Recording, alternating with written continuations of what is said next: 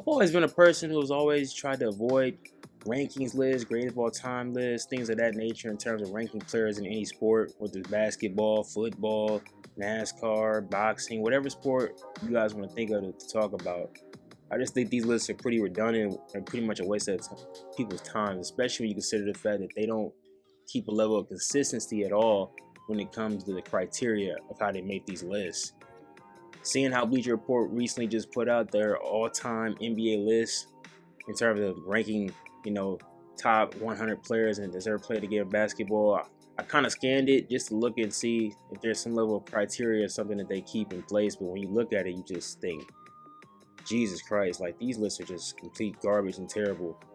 I know people making the slander argument about Kobe not being in the top 10, which I could somewhat agree with. I think he should be higher. Obviously, he's top 10 all-time great, no doubt about it.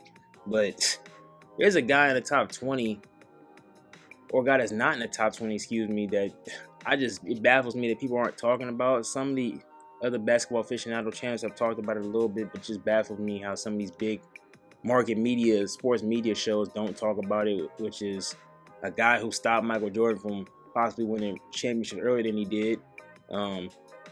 Is a multiple-time champion, one of the greatest point guards of all time, probably behind Magic Johnson, and he's not even in the top 20, which just blows my mind. There's people in front of him that have one less ring.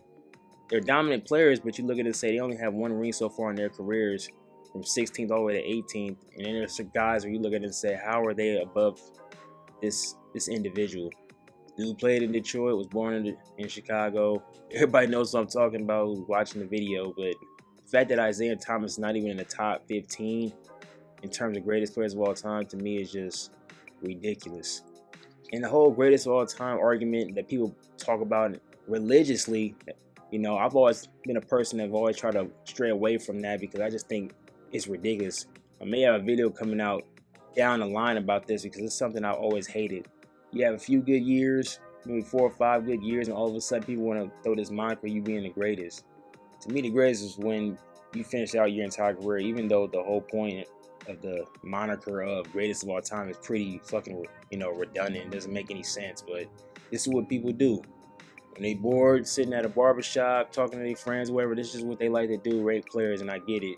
But when it comes to these aficionado sports networks that put out these lists, like, there's got to be some level of consistent criteria over time. You can't just move people based off championships, based off of other factors, just because you feel like it. Like, no offense. I mean, Nikola Jokic is definitely on his way, no doubt about it, from what he's done so far in the 5, 6, 7 years of his career so far. But his career is not over yet. So why are you ranking him right now? I get it. But still, it just doesn't make any sense from a broader standpoint. But this is what these lists do, They want to over project and look into the future, what they think is going to happen, but you never know. He could get hurt, he could retire.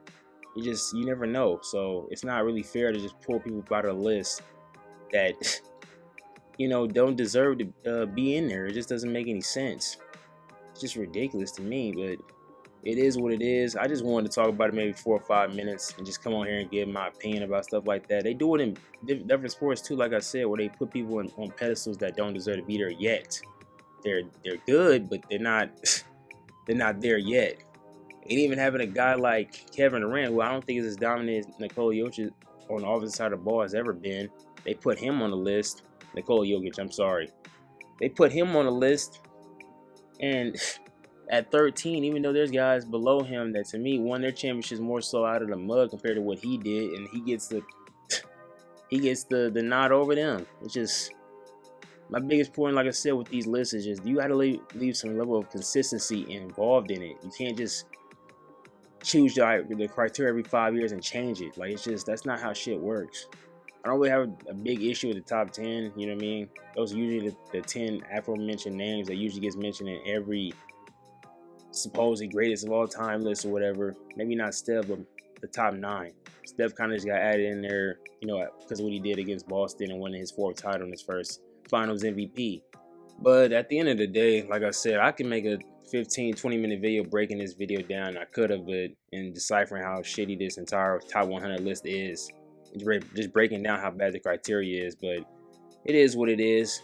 These sports aficionado networks and channels and websites like Bleacher Report that just put out their videos, and it's not me trying to attack them. They're gonna do what they want to do, but they're just using this so they can create hype for their and get traffic for what they're talking about going forward. So it is what it is. Like I said before with this list, you can decipher it pretty quickly and figure out how dumb it is and how bad it's put together. So it is what it is. You guys take it easy. I just wanted to come on here and rant a little bit about it. Not going a huge diatribe, just spewing negativity or anything like that, just giving my opinion, But you guys take it easy. And as always, y'all have a good day. Until we meet again.